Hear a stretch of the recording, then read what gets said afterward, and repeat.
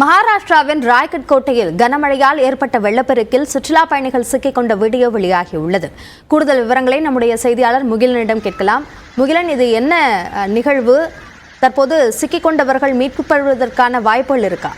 அபிநயா, இந்த கோவா மற்றும் மகாராஷ்டிரா பகுதிகளை உள்ளடக்கி இந்த கொங்கன் பகுதியில் கடந்த 48 மணி நேரமாக அதிகனமழை பெய்து வருகிறது. நேற்று மும்பை மாநகரில் மட்டும் சுமார் 6 மணி நேரத்தில் 30 சென்டிமீட்டர் மழை பதிவாகிறது. இப்படி இருக்கக்கூடிய சூழ்நிலையில் இந்த ரைகத் பகுதியில் இருக்கக்கூடிய இந்த ரைகத் கோட்டையின் மீது அங்கு வழக்கமாக அது விடுமுறை காலம் என்பதால் ஏராளமான இந்த விடுமுறைக்கு செல்வோர், இந்த டூரிஸ்ட் அவங்க எல்லாம் வந்து இந்த மலை மேல எழுதியிருக்காங்க. நேற்று பெய்த இந்த கனமழையில சுமார் அருவி போல அந்த மலை மேலே இருந்து மழை நீர் மற்றும் அங்கு அந்த மழை நீரானது அங்கு அந்த மலைகள் இருக்கக்கூடிய அந்த மணலையும் அழித்து வந்ததால் சுமார் 30-க்கும் மேற்பட்டோர் இந்த ரைகத் கோட்டையின் மீது சிக்கிக் கொண்டனர். அந்த வெள்ளம் வருகிற அந்த வேகத்தை நம்மால் அந்த காட்சிகளில் பார்க்க முடியும். இந்த வெள்ளத்தில் சிக்கியவர்கள் அந்த கோட்டையில் இருக்கக்கூடிய அந்த மதில் சுவர் மற்றும் அந்த கைப்பிடி அந்த கம்பிகளை பிடித்துக் கொண்டு நேற்று அவர்கள் உயிர் தப்பியதாக தற்போது தகவல் வெளியாகிருக்கிறது.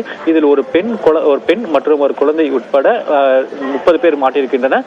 இவர்கள் அனைவரும் சிலர் அந்த மதில் சுவரை பிடித்து பாதுகாப்பான இடத்திற்கு சென்றனர். மற்றவர்கள் அந்த கைப்பிடி அந்த கம்பிகளை பிடித்து பாதுகாப்பாக சென்றிருப்பதாக தற்போது தகவல் வெளியாகிறது.